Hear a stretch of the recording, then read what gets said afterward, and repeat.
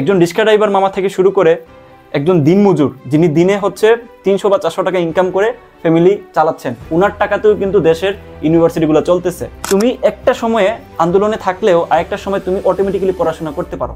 আসসালামু আলাইকুম ওয়া রাহমাতুল্লাহ। আমি তোমাদের জাহিদ ভাইয়া, পড়াশোনা করছি সাস্টে ইন্ডাস্ট্রিয়াল ইঞ্জিনিয়ারিং। সো জিএসটি নিয়ে আপডেট ইউজিসি কি বলছে এবং সাস্ট জগন্নাথ সহ যেগুলো বের হয়েছে গুচ্ছ থেকে, তারা কি আবার গুচ্ছে আসতে বাধ্য কিনা এবং তারা আসবেন কিনা, এই জিনিসটা আমি তোমাদেরকে আজকে ক্লিয়ার করে দিব। যতটুকু আমার অ্যানালাইসিসে বলতেছে এবং আমি একটু খোঁজখবর নিয়ে টিচারদের সাথে কথা বলে যেটা বুঝছি সেটা আজকে বলবো। যেহেতু একটা পিরিয়ড চলে গেছে, তোমরা তোমাদের দাবি দেওয়া নিয়ে গেছো এবং ইউজিসিতে তোমাদের দাবি দেওয়া পেশ করা হয়েছে এবং সেটা আবার মঞ্জুরি কমিশন থেকে বিশ্ববিদ্যালয়ে বলা হয়েছে। এখন তারা কি করবেন, ভেরিয়ারটা কি, কমপ্লেক্সিটি কি এবং তোমাদের এই মুহূর্তে প্রস্তুতিটা কেমন হবে, তোমাদের কোন দিকে আগানো উচিত, প্রত্যেকটা ব্যাপার নিয়ে আমি আলোচনা করব। আমি মূলত জিএসটি, সাস্ট এবং সেকেন্ড টাইম নিয়ে কাজ করে থাকি। সো তোমরা যারা আমাকে চেনো তারা একটু ধৈর্য ধরে ভিডিওটা দেখো, যারা আমাকে চেনো না তারা একটু বেশি ধৈর্য নিয়ে আমার ভিডিওটা দেখো। আই থিঙ্ক অনেক কিছু ক্লিয়ার হয়ে যাবে। দেখো, ফার্স্ট পয়েন্ট যেটা, জিএসটি পদ্ধতি বিশ্ববিদ্যালয়গুলো নিজস্ব মতামত পেশ করার ক্ষমতা রাখে। জিএসটি পদ্ধতিতে যে কোনো বিশ্ববিদ্যালয় তারা তাদের মতামতগুলোকে ইন্ডিভিজুয়ালি পেশ করতে পারে। সেই জায়গাটাতে জিএসটি কমিটি কিংবা ইউজিসি যেটা সমন্বয়ক, তারা কিন্তু এখানে কোনো কিছু চাপায় দিতে পারবে না। বিশ্ববিদ্যালয়ের কথাই এখানে হচ্ছে শেষ কথা, যতটুকু আমার অ্যানালাইসিস। দেখো, কিছু বিশ্ববিদ্যালয় বের হয়ে গেছে, যেমন জেইউ, তারপর হচ্ছে হাজী দানেশ, সাস্ট সহ খুলনা ইউনিভার্সিটি। তো যারা বের হচ্ছে তাদের নিজস্ব ইচ্ছাই কিন্তু বের হয়েছে, তাই না? এই ক্ষেত্রে ইউজিসি কিন্তু বলে কই আটকাইতে পারে নাই। যখন বের হয়েছে, ডিক্লারেশন দিচ্ছে, তখন কিন্তু এক কথায় বের হয়ে গেছে। তো তোমরা বুঝতে পারতেছো ইউজিসির ক্ষমতাটা আসলে কতটুকু এই জায়গাটাতে। এখানে আসলে যুক্তিগতা, পাল্টা যুক্তি কোনো জিনিস এখানে কাজ করে নাই। তাদের মনে হয়েছে বের হয়ে যাওয়া উচিত, বের হয়ে গেছে, তাই না? সো এই মুহূর্তে ইউজিসি জোর করতে পারবে না, রিকোয়েস্ট করতে পারে। তোমরা যারা এই মুহূর্তে আন্দোলন চালায় যাচ্ছ আমার ভাই বোনেরা, তোমাদের কথাগুলা ইউজিসির মাধ্যমে বিশ্ববিদ্যালয়ে পৌঁছাবে। বাট এখন সম্পূর্ণ এটা ডিপেন্ড করতেছে বিশ্ববিদ্যালয়গুলোর উপরে যে ওনারা এটা কি ভাবতেছেন, কিভাবে নিচ্ছেন। যেমন জগন্নাথ ইউনিভার্সিটি অলরেডি কিন্তু তাদের পরীক্ষার সব কিছু শেষ, তারা কিন্তু 31 জানুয়ারিতে পরীক্ষা নেবেন। আস্তে আস্তে করে বাকিগুলোও কিন্তু তাদের সার্কুলার, তাদের ভর্তি পদ্ধতি সব কিছু কিন্তু আগাচ্ছে। সো এই মুহূর্তে ঠাস করে আবার তাদের পদ্ধতি ভেঙে আবার গুচ্ছে আসবে, এই ব্যাপারটুকু আসলে এই জায়গাটাতে কিভাবে কাজ করতেছে না করতেছে এটা আসলে খুবই ধোঁয়াশাপূর্ণ। এখন আসলে বিশ্ববিদ্যালয়গুলা এই যে গুচ্ছের ভিতরে আসার জন্য কার কথা শুনবে, রাষ্ট্রপতি বলার পরে কি তারা এই কাজটা করতে বাধ্য কিনা এবং তাদের নিজস্ব মতামত এখানে কতটুকু যৌক্তিক, এই ব্যাপারগুলো আসলে এখানে অনেক বেশি ম্যাটার করতেছে। সো আমি তোমাদেরকে আজকে বিশ্লেষণ করে দেখাবো যে ব্যাপারটা এখানে কিভাবে কাজ করতেছে। খেয়াল করো, গুচ্ছ ইঞ্জিনিয়ারিং যেটা ছিল ওইটাতে কিন্তু দেখো এগ্রিকালচার ইউনিভার্সিটি কিন্তু গুচ্ছের আন্ডারে আসছে, এদিকে হচ্ছে প্রায় 24টা ইউনিভার্সিটি গুচ্ছের আন্ডারে আসছে। মেডিকেল তো আগে থেকে গুচ্ছ আকারে পরীক্ষা নিচ্ছে। বাট যখন গুচ্ছের কথা আসলো তখন কিন্তু বুয়েটকে কোনোভাবেই গুচ্ছের আন্ডারে নিয়ে আসা যায় নাই। তো এই জায়গাটাতে নিশ্চয়ই বুঝতে পারতেছো এখানে বিশ্ববিদ্যালয়গুলো তারা নিজস্ব মতামতগুলো যেভাবে পেশ করবে ওই জিনিসটা ওইভাবেই কাজ করবে। এখানে কারোর পক্ষে হস্তক্ষেপ করা সম্ভব না, এটা তোমরা বুয়েট থেকে বুঝতে পারছো। এখন বলতে পারো যে বুয়েট তো বুয়েটই না, বিশ্ববিদ্যালয়গুলোর সিস্টেম এভাবেই চলতেছে। ডিইউ কি কখনো গুচ্ছের আন্ডারে আসছে? সাধারণ ইউনিভার্সিটিগুলো কি কখনো গুচ্ছের আন্ডারে আসতে পারছে? এটা নিয়ে কি কখনো আন্দোলনের কথা উঠছে? কখনোই উঠে নাই এবং এটা পসিবলও না। সো এই জিনিসগুলো এইভাবে কাজ করতেছে। এখন তোমরা যারা আমার ক্যামেরার ওই পাশে বসে আসছো আমার ভাই বোনেরা, তাদের সাথে কি অন্যায়টা হয়েছে সেটা কিন্তু সবাই জানে। তাদের কিন্তু এই জায়গাটাতে কোনো অপরাধ ছিল না। বাট বিশ্ববিদ্যালয়গুলো এটা নিয়ে মাথা ঘামাচ্ছে না কেন? কারণ তাদের লাগবে স্টুডেন্ট। তারা ওই স্টুডেন্টটা এমনিও পাবে, তোমরা অ্যাপ্লাই না করলেও পাবে। কারণ একটা গোষ্ঠী অলরেডি আছে, যেমন যারা রুয়েট কুয়েটের বুয়েটে পরীক্ষা দিবে তারা কিন্তু সাস্টে ডেফিনেটলি পরীক্ষা দেওয়ার যোগ্যতা রাখে, কারণ ইঞ্জিনিয়ারিং স্টাইলে পরীক্ষা নিচ্ছে, তাই না? সো তাদের এই জায়গায় মাথা ব্যথাই নাই যে কারা পরীক্ষা দিচ্ছে এই জায়গাটাতে। সো এখানে হচ্ছে তোমাদের প্রশ্ন যে তোমরা এই দেশের নাগরিক, আমরা সবাই এই দেশের নাগরিক, আমাদের সবার এই জায়গাটাতে রাইট আছে পরীক্ষায় বসার এবং পরীক্ষায় বৈষম্যের শিকার না হওয়ার। সো আমরা যে এত বড় একটা আন্দোলন আমরা চালাইলাম জুলাইতে, এটার মূল মোটো ছিল বৈষম্য যাতে না থাকে। বিশ্ববিদ্যালয়গুলো কি বৈষম্য ছাড়া চলতেছে? ডেফিনেটলি না। বিশ্ববিদ্যালয়গুলো সবচেয়ে বড় বৈষম্য তৈরি করে দিচ্ছে। বিশ্ববিদ্যালয়গুলো বলে দিচ্ছে তুমি আমার এখানে বসতে পারবা না, তুমি আমার এখানে বসতে পারবা। কেন? আমাদের সবার কেন যোগ্যতা থাকবে না পরীক্ষায় বসার? বুয়েটে কিছু একটা হইলেই বলবে যে তোমরা এই নাম্বার না পেলে বসতে পারবে না। হোয়াই? এটা এটা আসলে কোনো যুক্তিকতার মধ্যে আমি পড়ে বলে মনে করি না। কারণ সাপোজ কেউ এসএসসি এবং এইচএসসিতে কোনো কারণে রেজাল্ট খারাপ করতেই পারে, একটা অ্যাক্সিডেন্ট হয়ে যেতেই পারে। মনে করো পরীক্ষার দিন গেছে, যাওয়ার পরে ফিজিক্স পরীক্ষার দিন তার অ্যাক্সিডেন্ট হয়ে গেছে, তার পা ভেঙে গেছে, ওটা ঠিক হইতে 2 মাস লাগছে।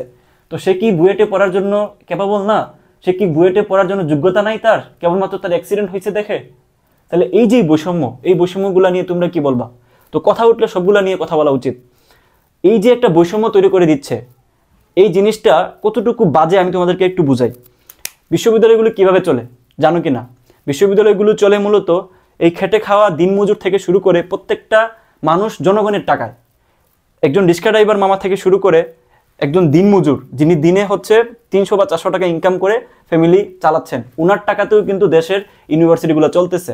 সেই ইউনিভার্সিটিগুলোতে ওই যেই রিক্সাওয়ালা মামা কিংবা ওই যে দিনমজুর যে ভাইটা কিংবা দিনমজুর যে পরিবারটা, ওই ফ্যামিলির কেউ পরীক্ষা দিতে পারবে কিনা ওইটা ওই বিশ্ববিদ্যালয় ঠিক করে দিচ্ছে, যারা কিনা ওই টাকা দিয়ে চলতেছে।